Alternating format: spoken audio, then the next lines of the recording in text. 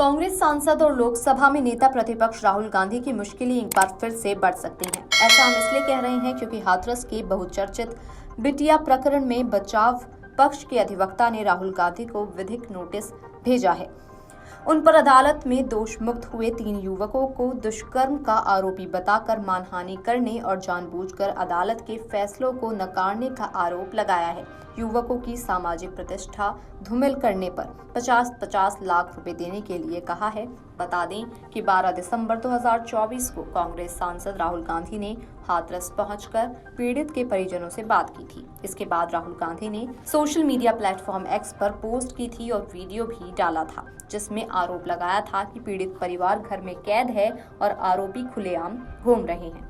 राहुल गांधी ने अपने पोस्ट में लिखा था कि आज हाथरस जाकर 4 साल पहले हुए शर्मनाक और दुर्भाग्यपूर्ण घटना के पीड़ित परिवार से मिला। मुलाकात के दौरान उन्होंने जो बातें बताई उसने मुझे झंझोर कर रख दिया। पूरा परिवार आज भी डर के साए में जी रहा है। उनके साथ क्रिमिनल्स के जैसा व्यवहार किया जा रहा है। वे स्वतंत्र रूप से कहीं आ जा नहीं सकते हैं। उन्हें हर समय बंदूक और कैमरों की निगरानी में रखा जाता है। भाजपा पर निशाना साधते हुए राहुल गांधी ने अपने पोस्ट में आगे लिखा था, भाजपा सरकार ने उनसे जो वादे किए थे वे आज तक पूरे नहीं हुए हैं। ना तो सरकारी नौकरी दी गई है और ना ही उन्हें किसी दूसरी जगह घर देकर शिफ्ट करने का वादा पूरा किया गया है। पीड़ित परिवार को न्याय देने के बजाय सरकार उन पर तरह तरह से अत्याचार कर रही है। दूसरी तरफ आरोपी खुलेआम घूम रहे हैं। इस परिवार की हताशा और निराशा भाजपा द्वारा दलितों के ऊपर किए जा रहे अत्याचार की सच्चाई को दिखाते हैं। लेकिन हम इस परिवार को यूं ही नहीं, इनके हाल पर रहने को मजबूर नहीं होने देंगे। इन्हें न्याय दिलाने के लिए हम पूरी ताकत से साथ लड़ेंगे। इस पोस्ट में किए गए दावे पर राहुल गांधी को मानहानि का नोटिस दिया गया है। बचाव पक्ष के अधिवक्ता मुन्ना सिंह पुंडीर ने नोटिस में कहा है कि राहुल गांधी मुख्य राष्ट्रीय पार्टी के नेता और विपक्ष के नेता हैं। इस नाते उनके प्रत्येक शब्द का मतलब देश से है, लेकिन फिर भी उन्होंने जानबूझकर चरित्र, प्रतिष्ठा, अखंडता को चोट पहुंचाने के इरादे से सोशल मीडिया पर पोस्ट की। मेरे पक्षकारों का जीवन फिर से बर्बाद कर दिया है, जो अवमाननापूर्ण है। आप जानबूझकर समक्ष अदालत के फैसले को नकारते हैं। भारतीय राष्ट्रीय कांग्रेस ने राहुल गांधी के माध्यम से पहले भी मेरे पक्षकार का जीवन बर्बाद करने के लिए हर तरह की कोशिश की।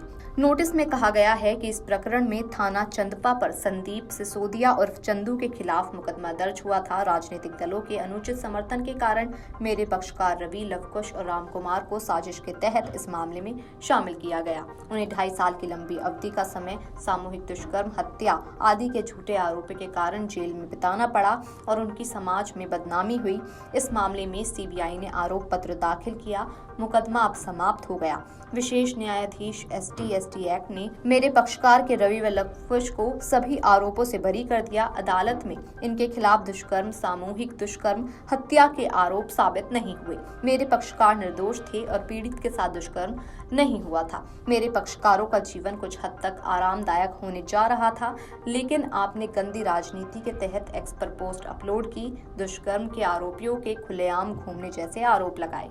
बता दें कि राहुल गांधी ने हाथरस दौरे के बाद ये मामला संसद में भी उठाया था। राहुल गांधी ने दावा किया था कि पीड़ित परिवार से जो भी वादे किए गए थे उनमें से कोई पूरा नहीं किया गया है। राहुल गांधी ने कहा था कि पीड़ित परिवार को कहीं और जमीन देने का वादा अगर सरकार पूरा नहीं करती है तो कांग्रेस जमीन देगी और परिवार को वहां बसाएगी।